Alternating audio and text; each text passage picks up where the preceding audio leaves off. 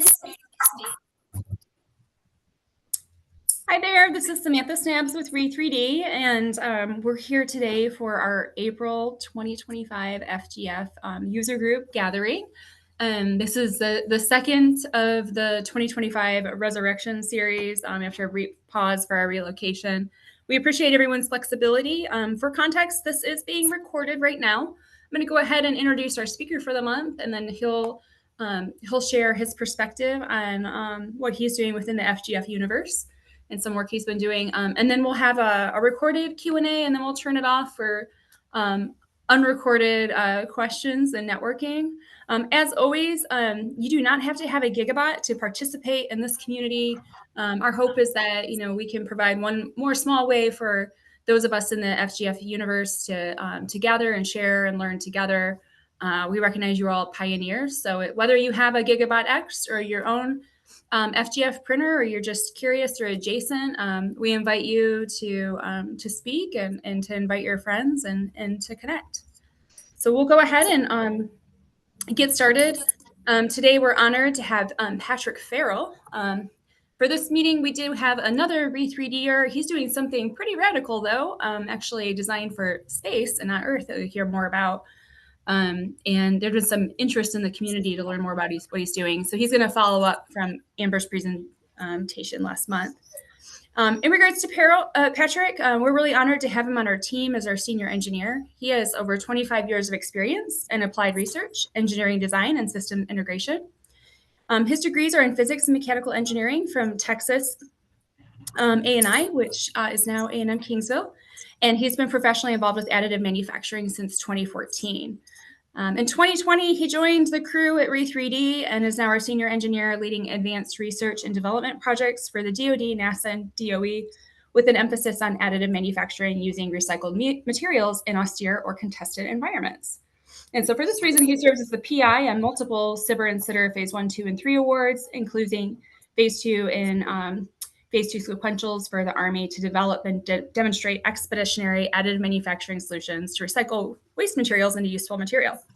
But in addition to co-developing these technologies for additively manufactured thermal protection systems applied to atmospheric reentry vehicles, in 2022, he began Re3D's materials investigations and hardware developments for an in-space manufacturing system, we call it, that utilizes in situ resources in support of NASA Artemis Gateways program. He's actively engaged in multiple professional associations and technical conferences, and he's regarded by industry peers as a SME for his in-space recycling research. So, Patrick, we're so honored to learn more about what you're doing for the Artemis Gateway program, and I'll turn it over to you to take us away. Thank you, Samantha. It was very kind of you to read all that, and I hope you agreed with most of it at least. So today we're going to talk about our work that we've been doing at Re3D on in-space additive manufacturing using recycled materials. That's a long phrase that I say a lot internally. What we call that is super cool NASA stuff, because that's really what it is. We're getting to work with NASA. We're doing really interesting things, looking at recycled materials, looking at in-space manufacturing opportunities. And who doesn't want to work with NASA? It's one of the best regarded agencies in the United States government, and really proud and honored that we get to work with them and the staff there. A little overview of the presentation today, the why, the what, and the how. The why, we'll talk about why recycle space waste and why to do it using additive manufacturing. We'll talk about what kind of materials are available for reclamation on orbit, and we'll talk about how we're going to do it in the system we're developing. And because my sainted 7th grade English teacher always said that you have to use all the interrogatives in a good story, the who is Re3D, as Samantha already pointed out. Where is in space, and when is we're not quite sure. Not today, but down the road, depending on funding and other resources that come our way. But this is just an overview of what we hope to cover today's talk. So some of the whys, why recycle space waste? A big driver is logistics efficiency. If the Artemis Gateway program is primarily putting a lunar orbiting station, and to put something in lunar orbit cost $80,000 to $300,000 per kilogram. And you can compare that to putting something in low Earth orbit at $1.5 or $1,500 per kilogram. Those numbers will probably come down as we get more into super heavy lift vehicles like Starship and others. But these are very, obviously, it costs a lot of money to put something into lunar orbit, and even more so if you're going to land it on the lunar surface. So any material you take with you, you need to really think about how to reuse that material just as a cost savings effort. The other thing is you really have to look at waste management. There's no good way to down mass or to send that waste back to Earth. You can't, there isn't any atmosphere into which you can just dump it and let it burn up. So if you jettison it out an airlock, it's just going to float next to you, and then it becomes a debris hazard. And we have sustainability metrics everywhere. We don't want to go to the moon and just create junk piles on the moon any more than we want to create junk piles on Earth. So these are some of the reasons we want to recycle the space waste. And why to use additive manufacturing. I think we all know and love additive and understand why additive is such a powerful tool. Through innovation and mission resiliency, we can't plan for every contingency necessarily. And if we did, the cost and the resources required to take all that equipment would be insurmountable, perhaps. But if the crew decides, you know, we want the special fixture, or we need an extra tool, or we need an extra handle, or if there's something that goes wrong and they need to salvage a mission, they can print at the point of need using materials on hand. And all this goes into looking at as there's a little quote down here at the bottom, you know, the size of the vehicles. This is all driven by the mass of what you're taking with you. So anything that you can reduce the mass of, any way you can reduce down the size, take as little as possible, use what you take with you. This is going to make your whole system more sustainable, more tenable, and more profitable ultimately. So we can look at quotes from lots of published papers, but what I really like to do is hear from astronauts who have been there and know what they're talking about. I'll just add to that, that since we have a whole room full of bright minds and forward thinkers, that this may not be so glamorous a topic, but packaging and trash management is something that we as crew end up having to use our creativity to manage here on board. And I can only imagine the space is going to just shrink as we endeavor to go further away from our home planet. And so that's just something that I think looking forward, we need to put a lot more thought into in terms of how we're going to manage trash, collect trash, and try to avoid trash. So that was Dr. Tracy Dyson. She was on a downlink at the ISS R&D conference last summer, and just giving a quick perspective from an astronaut saying trash is a big deal. It takes up space. They have to figure out a way to manage it, and might as well reuse it. So it was, you know, I love the fact that I got to hear that in the downlink, speaking directly to something that we're trying to do here at Re3D. So one of the things we've been doing is looking at different types of material that are available on orbit right now on the International Space Station. What types of materials are available, particularly the polymers that we could recycle via additive. So we've been looking at cargo transfer bags. These are big bulk containers. There's not a lot of polymers there to work with. Some plant trays, some seeding trays that are used for plant experimentation. These are polycarbonate. There's a lot of polycarb there that could be reclaimed and ground up and printed with. We know that reclaimed and recycled polycarbonate is a great material to work with. Food packaging is always of interest. There's a lot of it, sort of. We always think about it, there's a lot of plastic waste, but by mass, if you think about how much mass there is in a Ziploc bag and how many Ziploc bags essentially it would take to have enough mass to print something useful, you can imagine that it would take a lot of processing and a lot of those bags to do anything with it. So we looked at all these things and we passed on some of them, investigated more of some others, but really what we focused on and what our sponsors wanted us to focus on was stowage materials. So this is the material that you package the hardware in during liftoff so that the rigors of liftoff, you have all the vibrations, the shaking, your instrumentation doesn't get damaged during that time period.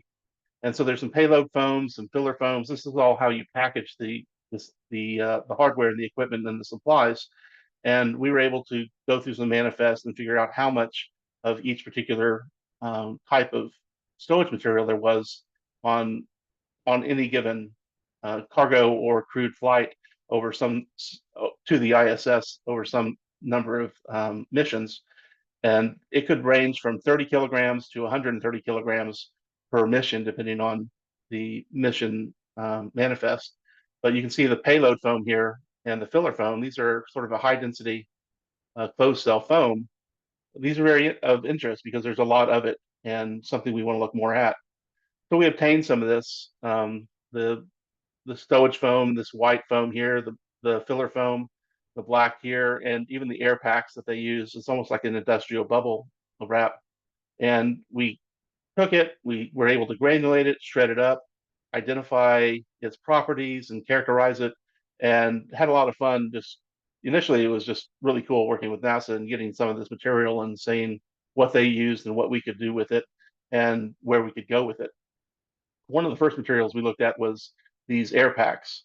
They aren't very massive. So again, it takes a lot of them to get any material. And it's a nylon polyethylene co-extrusion, which is going to be a difficult material to extrude because nylon and polyethylene are not miscible. When you melt them, they don't want to blend or bond together. It's like oil and water. And so without a compatibilizer, typically you're not going to get a good extrusion. And it's also difficult to shred. You can't put it in a typical granulator. We actually just bought a paper shredder and ran some of this film through a paper shredder to create these film shreds, which we were able to process through a printer. We took those film shreds. We were able to print some ASTM tensile samples, some very simple, useful articles like a wire clip and so forth.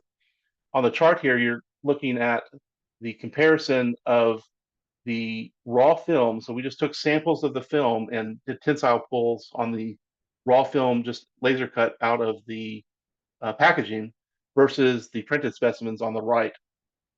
And you can see that there's a fairly significant drop in those material properties, which isn't unusual. You know, we see that in most materials when you go from a raw material to the printed material, especially when you're looking at as printed tensile specimens. But it was really nice that we were able to print anything at all because of the assumed immiscibility of nylon and polyethylene. The previous air packs are produced overseas. It's a proprietary blend. They wouldn't tell us exactly what the materials were or what the composition was. My guess is that the nylon composition is small enough that it just acted as a minor constituent and didn't necessarily affect the bonding as much as it could have, and we were still able to get reasonable prints through the process. But that was a pretty exciting way to go. Ultimately, those film shreds are really hard to manage. It's hard to feed into a processor. It's hard to feed into the extruder, and there's just not a lot of it by mass compared to the foams. So we were successful with it, but we moved on to look at the foams. The foams we're looking at called Zotek is made by a company called Zotek Foams. They have this really interesting process where they take a PVDF resin and they make these billets out of it. They infuse it with nitrogen in a high pressure, and then they put it in low pressure vacuum and they expand it back out. There's a great video on YouTube about this process.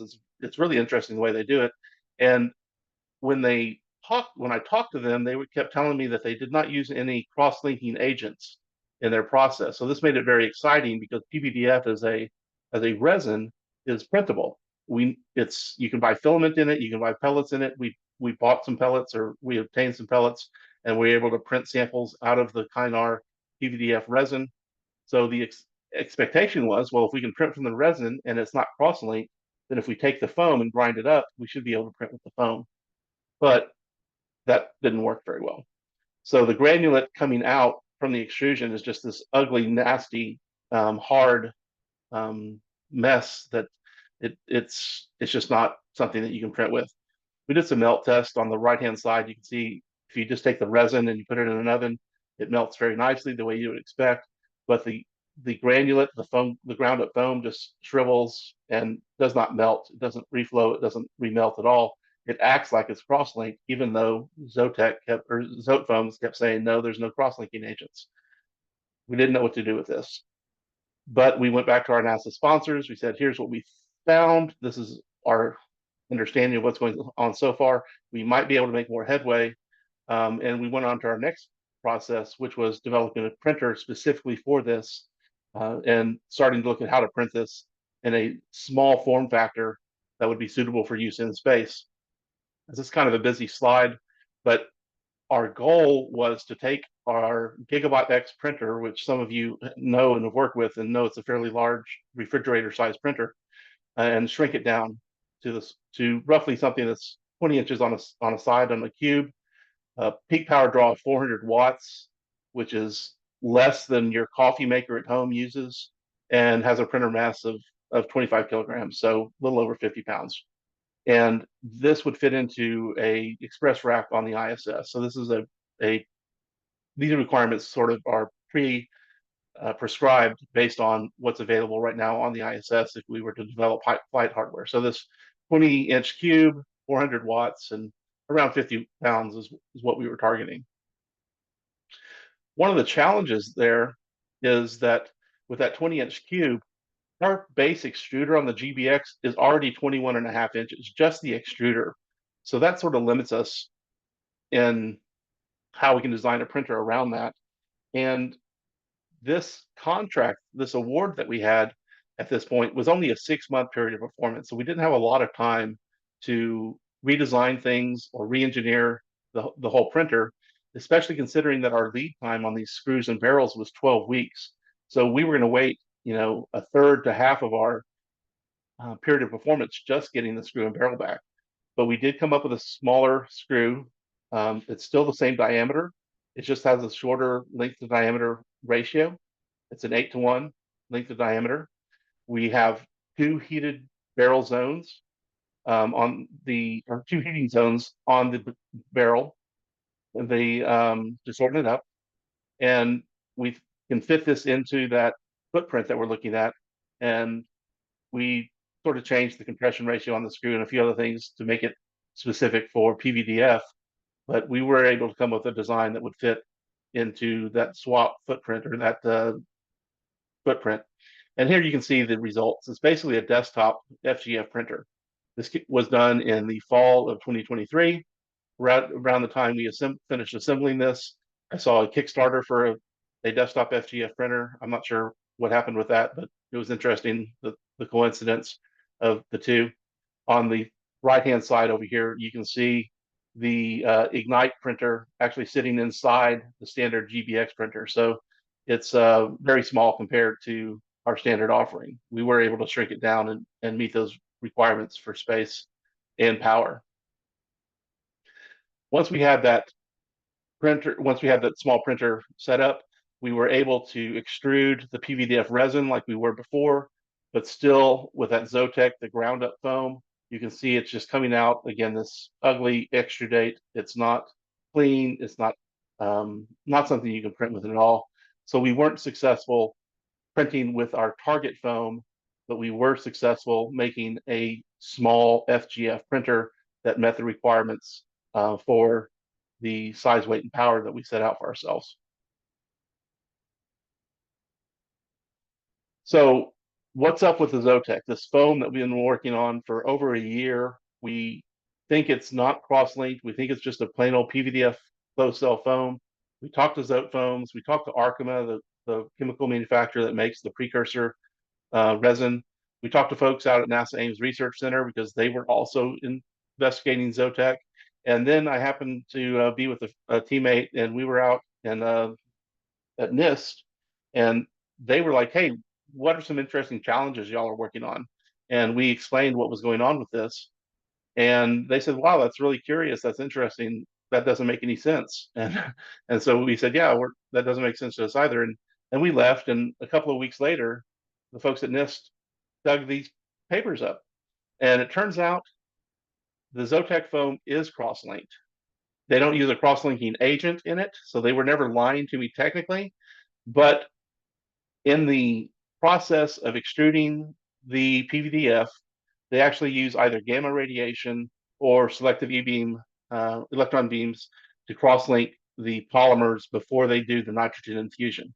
And there's a couple of references here as the patent, the original patent, and Neil Witten, who is a technical chief technologist at Zotefoams, wrote a chapter in a polymetric foams book explaining the process. And once we understood this, we understood that it is a cross-linked polymer, which means you can't remelt it. You can't grind it up and just expect to put heat to it, melt it, and reform it via additive manufacturing or any other traditional manufacturing process like that without going through some wet chemistry first, which we really didn't want to do. That means Zotek isn't available to us. So if Zotek's not available to us, what can we use? So we look at all the different materials that we've gone over for this investigation. The Zotek, there's a lot of it, but the printability is poor. Filler foam, there's a lot of it, but it's also a Zotefoams product. It's also cross-linked in the same way. The air cushions had a fair printability, but there's not a lot of them. The very low mass availability, and it's difficult to feed into the extruder. But there are some alternative packing foams out there that are polyethylenes. They aren't used yet on station. They're not yet used for flight, but they're being developed for space flight.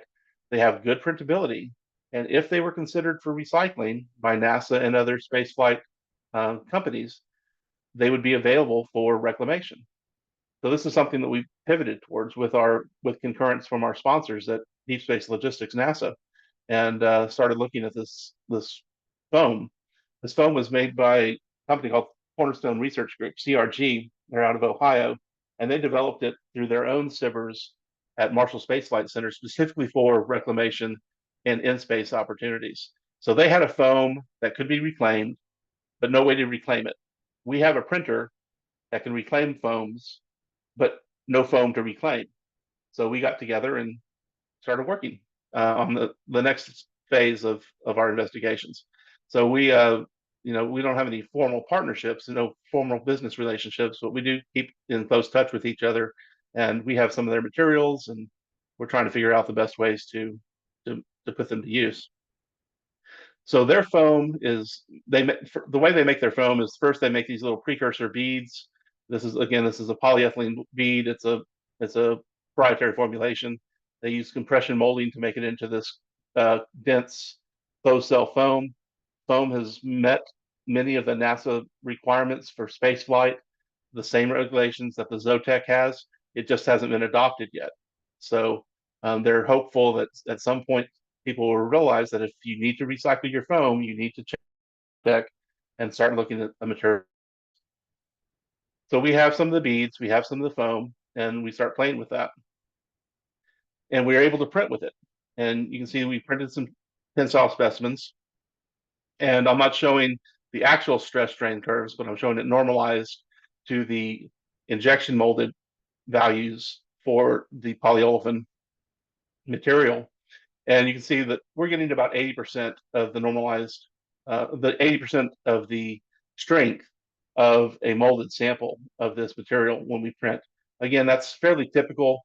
And you can see that, we can talk ad nauseum about how you print specimens for ASTM testing and the problems with that and the standards that should exist and don't exist and so forth. But this just gives you an example of sort of the consistency we saw and the relative strength we had relative to this polyethylene molded strength. So, it is a bit flimsy. It's not going to be the strong, hard material that people want for a lot of applications, but there are parts that you can make out of it that might have applications and usefulness for crew members in space and on deep space missions.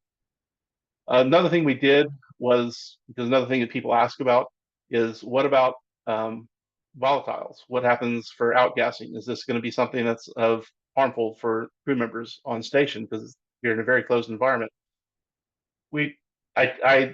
This was sort of out of scope. We didn't really say we were going to work on this, but I happen to have a little $200 handheld VOC meter. We put it by the printer, wrapped it in plastic. The plastic wrap actually outgassed bunch, and that threw off the readings. So we wrapped it in paper, and you can see that there's the plastic actually probably skewed the data, and this data is probably worthless because of that. But over time, we are under that 500 microgram per cubic meter that is usually used as a safe level. That's a debated number. It could be lower than that, and probably should be, but this is typically what you expect from most 3D printed materials. So it's not any better or worse than most 3D printing operations than you would normally come across. Again, this is a single sample, a single test.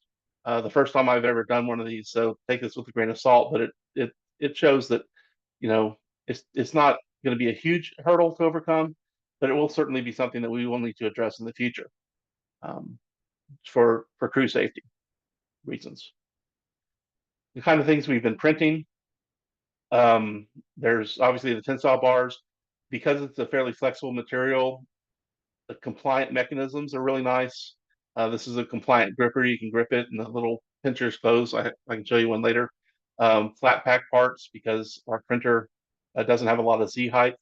These connectors are nice to make tetrahedral connectors. So you can imagine having some structural beam and then making the connector ends out of custom connector ends out of this recycled materials.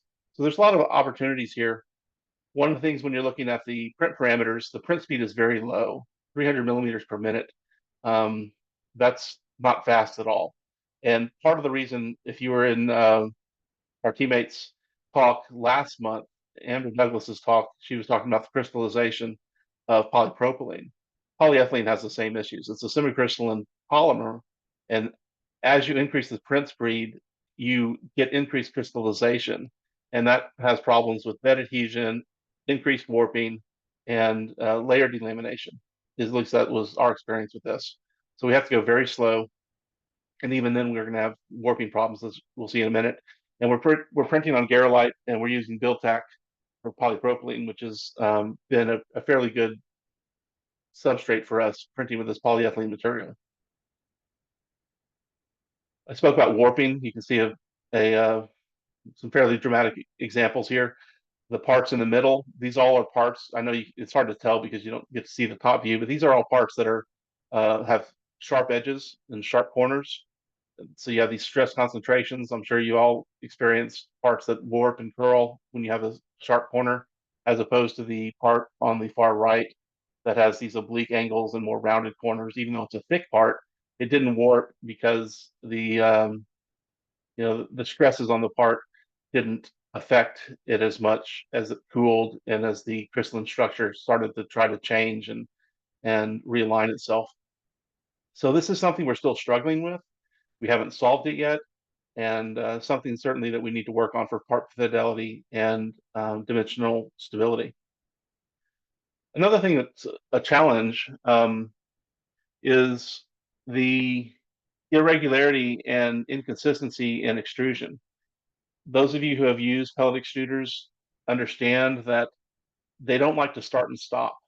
Once you get it going, you want to print with it as long as possible. You want long roads. You want nice round edges. You don't want sharp features where you're starting and stopping. And this vent cap, when I printed it, the slicer decided that each of these islands needed to be printed as individual features rather than as a grid feature. And you can see that as the tool path went around, it just it would start and then stop, move over to the next one, start and stop. And this high frequency start stop behavior led to a lot of irregularities in the process. This is another consistent issue that we have with FGF printing, and I don't know that we're going to solve it with an easy fix on this printer. There are some things we could do with pressure advance and things that we could tweak in the firmware, but actually getting all of these to be nice square with filleted or rounded off corners is going to be very challenging to get something like that on this scale. The scale here, where these holes are nominally about 5 centimeters in on a side. So that's another challenge. Is this high frequency starts and stops is going to be difficult to address if people are wanting prints with high fidelity features. So then we will go to a larger system because now we need to granulate the foam. Now we're going to a system that's twice as large because we're going to add in the granulator. And the things we need to consider now are the swap requirements. We need to make sure that as we granulate up the foam, we don't introduce granulate into the crew quarters, because that's a bad thing, because you don't want, in microgravity, you don't want, or zero gravity, you don't want little bits of debris floating everywhere and getting into your systems. And there are certain conditions under microgravity that we are very challenging, because now we have a lot of static to work with, because these plastics, as you're grinding them up, they you may have experienced this before with styrofoam. If you've ever broken up some styrofoam, the little bits of styrofoam cling to each other. This happens on our system as well, and that static adhesion is very difficult to overcome because you don't have any buoyancy forces. Gravity's not going to do it, and any airflow that we try to use to transport the granulate is now also going to have to overcome those static forces. So we came up with a concept design. We're going to have a printer, we're going to have a granulator, we're going to have an air tank. The thought was that we were going to use an eductor, basically a Venturi pump that's used commercially to transport resin pellets, to transfer from the granulation system over to the printer, small compressor to supply air to the air tank, and so forth. But one thing we wanted to do is sort of understand, how can we grind up the foam? On the right, on the left, you can see what an industrial granulator does. That works fine. We actually granulated some foam and it worked perfectly, but that relies on gravity to have the granulate come down and fall through the grate at the bottom. We tried other things that don't rely on gravity, like pushing it through a food processor or a cheese grater, and those worked okay as well. They just a way to conceptualize how to break down the foam into smaller parts. And when we do this, they all look sort of the same, regardless of how we break it down. So in the upper left, you see the actual foam beads that the foam is made from. And then on the other three panels, this is what the granulate looks like from a commercial granulator, a food processor, and a cheese grater. And there's not a lot of difference in them. And that is because, as we've come to understand, the beads are being cleaved along these natural cell boundaries as they get formed into the foam. So when you do the thermal compression of all these foam beads and you make the dense foam, there are still natural cell boundaries. And as we're going through these grinding methods, whether it's the granulator, the food processor, or the cheese grater, it's cleaving along those natural boundaries, and you're getting very similar materials. So if we look at these photogrammetrically and look at the major and minor fair dimensions, which are just ways of looking at sort of the size characteristics, the morphology of the parts, you can see that the bead has dimensions on the order of 4 millimeters, and the granulate from the three different, for the granulator, the food processor, and the cheese grater, all look very much the same. And this is compared to the Shinny granulated Zotek, which is very much smaller because of the cell size of the Zotek. That's just in there for reference. This is important because the larger your granulate, the harder it is to feed into the flight depth, into the feed zone of your extrusion screw. So this is a challenge, and it's driven by the size of these initial beads. We can't go, doesn't look like we can go smaller than this. So if we want smaller granulate, we're really going to have to start with a different bead and make that foam out of a different precursor. So we came up with a mechanism basically based on a meat grinder. Then we did some eductor testing, looking at how to use a eductor with high pressure motive air using the Venturi effect that pulls the granulate out of the granulation system through the feed tube over to the printer. And in the printer, it goes into the crammer. And the crammer is an active assist mechanism. It has an external auger. The material comes in, that auger pushes the material down into the feed throat into the feed section of the extrusion screw. without this, the material doesn't have enough density to move on its own under gravity, and certainly without gravity, we need some other mechanism to help push this material down in. And so we'll skip that slide for a second. So we have this crammer, we have the feed tube, but using our standard commercial crammer, the feed tube comes over and exceeds the size limit. So we kind of came up with a different crammer design and added a little vent on the backside so you could get rid of that mode of air that's pushing the feedstock from the granulator over to the printer. I'm going to go ahead and give a quick overview just so you can see the hardware, and then we'll wrap up after that and have a couple of minutes for questions. And so you can see the hardware here as it's in work. So we don't have a good name for this system. If you have any suggestions, feel free to share. This is what the hardware looks like right now. The printer itself is on the left. The control circuitry for the hardware for the printer is underneath that. On the right-hand side is the granulation and transport system. Inside the box here is a 5-gallon air tank and a small air compressor. There's a manifold, some pressure regulators, solenoids. The ductor is on the backside here. And on the control panel, most of that is actually not necessary for operation. It's mostly there so we can monitor the voltages, the power draws, and the currents for the different motors and other stuff that's going on. And here in the upper right is where the granulation actually takes place in that black section. So to granulate, you pull the plunger out, put the foam in, and that meat grinder blade goes to work, pushing that foam in. And it's not a very fast process. We do have some work to do there, but it is effective in breaking down the foam into that 5mm size. We have a borescope that we can see inside that granulation area. So this is the meat grinder blade. And for a little gratuitous violence, we'll turn on the blade and push some foam in there, and you can see it go to work. It's not, again, the most effective. It tends to hit on that center shaft before it hits the outer blades, but eventually it does work its way down. Once it goes through that die plate, the suction from the eductor pulls that granulate through the die plate into the granulation reservoir and back in through the eductor tube and on over to the printer itself.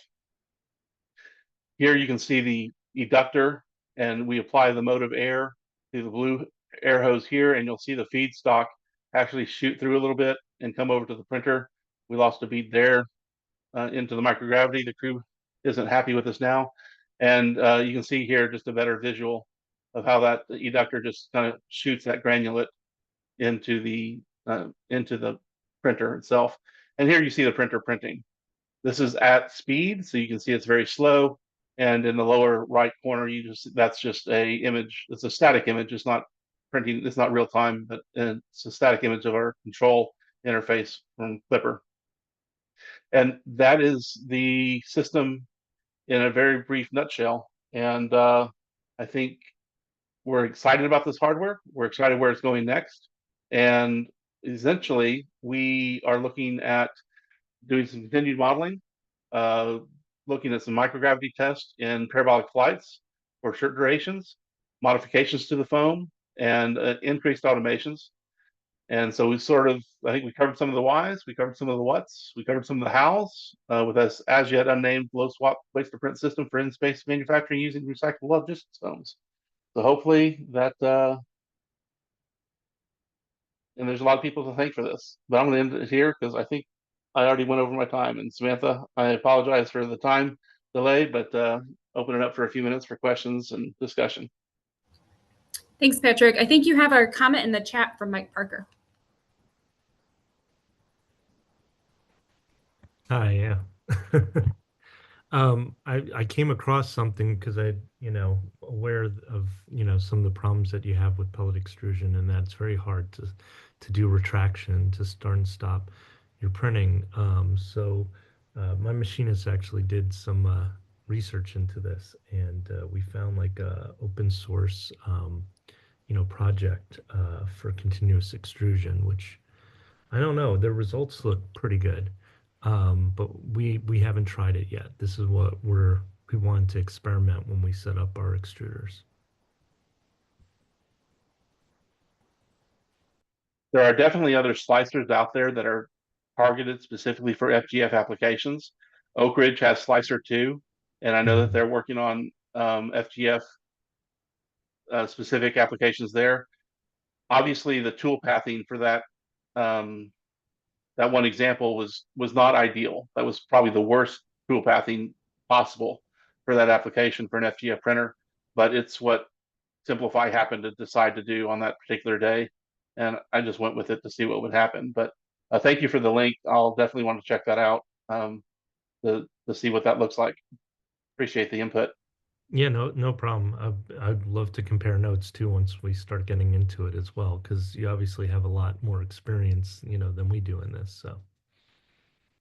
Well, we love to talk. We love to collaborate. We love to share.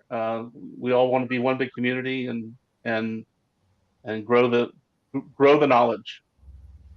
And Mike, apologies. I don't think you were in that one. It was last spring, but we do have a recording of when Oak Ridge presented some of their work in Slicer 2, if that's helpful for you. I can put a link in here, Michael can, to the YouTube channel where you can find that. Oh, that would be great. Thank you. Mm-hmm. I'm always happy to make an intro to any of the other past speakers. You can message them on LinkedIn. This is cool. I wasn't tracking this Slicer. I'll have to check it out as well. Yeah, we're gonna look into it more, but it works with just Rhino 3D with the Grasshopper extension, which I used like ages ago, but I'm gonna have to get back into that program, I guess. Yeah, that's super cool. Does anyone else have any other questions for Patrick? Again, the recording's still on. We'll turn it off if there's a lull.